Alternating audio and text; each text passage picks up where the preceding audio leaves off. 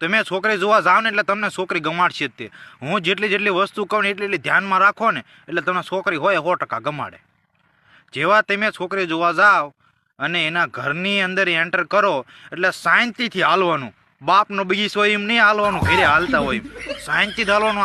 એમને એમ થવું પડે હા હોય સાદાર માણસ છે અને વ્યવસ્થિત તૈયાર થઈને જવાનું.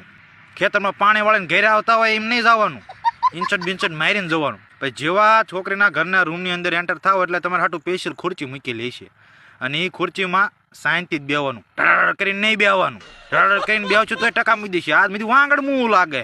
પછી બેઠા પછી ફોન તો હારે લઈ જ નહીં જવાનો. ફોન ભૂલે શું કે હારે લઈ ગયા એટલે તમારા આમ રિંગટોન તો મળી હશે જ નહીં.